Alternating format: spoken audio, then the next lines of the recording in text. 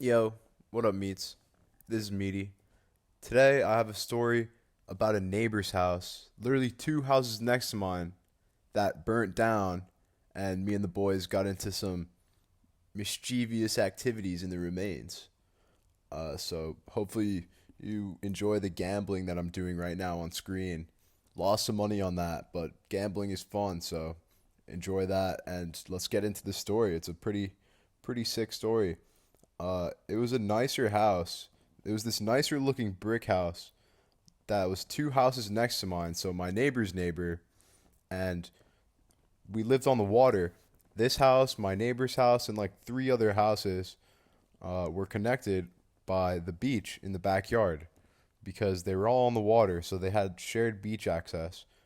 If you even want to call it that. But this is important for later in the video where I describe our swift getaway from the burnt house.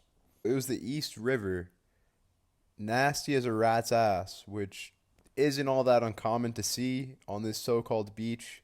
There were quite a few rodents from time to time just scattered around the beach, either dead or alive. Uh, the sand of the beach, it was actually a good amount of room considering the five houses that had beach access were 40 feet above the sea level.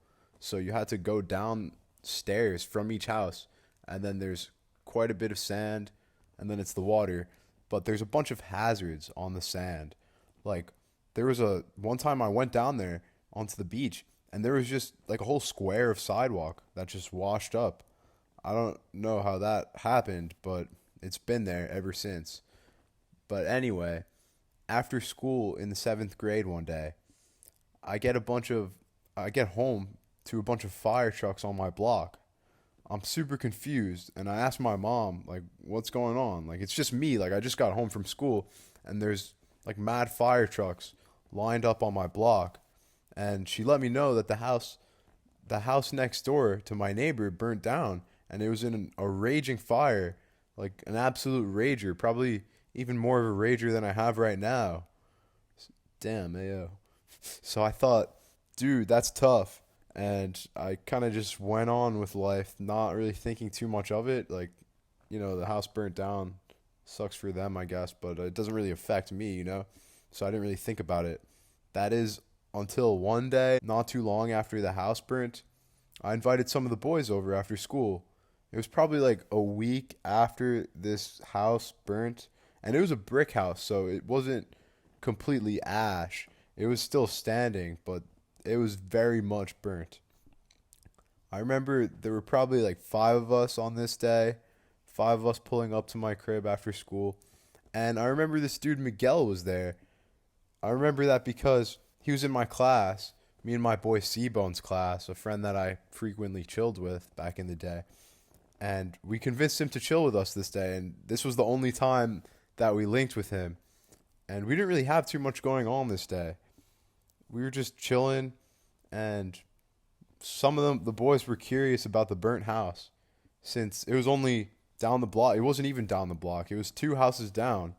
So there wasn't any fence or anything blocking it off because it was so recent. It was last week or so, probably not even a week that happened. But it was broad daylight and my parents were home. So I didn't want to just go in there.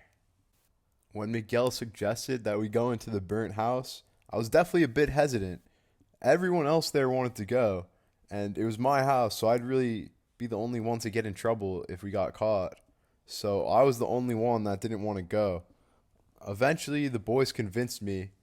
Maybe it was just the fact that they were going to go regardless if I came or not, so I didn't really have much of a choice in the matter. But we went outside, walked past my neighbor's house next to mine, and just straight into the burnt house. Like I said, there was no fence or anything. There wasn't a door anymore because, the door was wood, kind of got burnt. Uh, Now, this isn't the only burnt house that I've checked out, but there's nothing really special about a burnt house. Like, it's a burnt house, dude. You see pretty much what you think you'd see: charred appliances, maybe some like holes in the ceilings, definitely ash everywhere, broken windows. And one of these things that you would expect to see, the half burnt toilet. Apparently, that caught Miguel's eye, but we'll get to that later.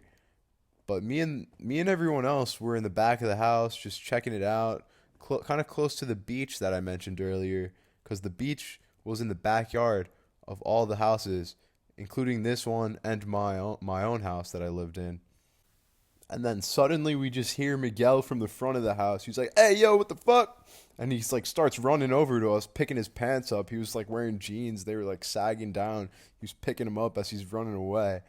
And it wasn't clear what he was so shook about, but we just saw him running and we just start following him. We look back and we see that my neighbor is there, the neighbor that's in between my house and this burnt house. I didn't even see it. The boys did and filled me in on it later.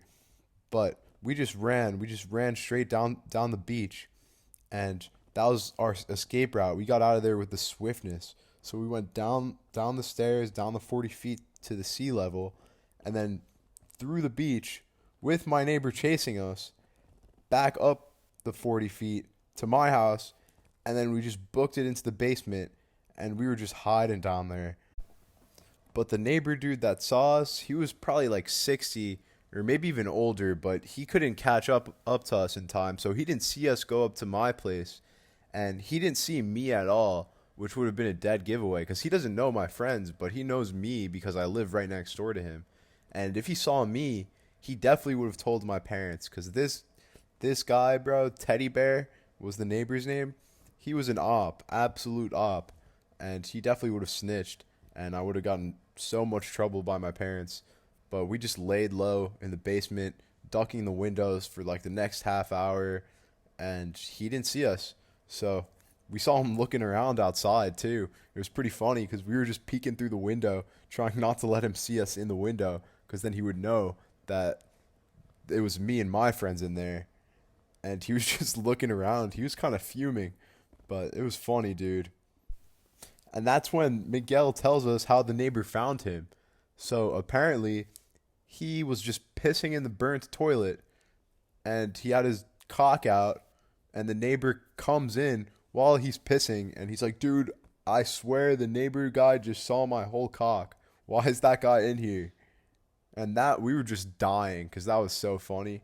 He was just pissing in the burnt toilet, and the neighbor just walked in on him because there's no wall to the bathroom anymore. So you walk into the front of that burnt house, and you just see this guy pissing in a burnt toilet. Well, that's what the neighbor saw anyway. So he was pretty heated. I guess that's why he chased us.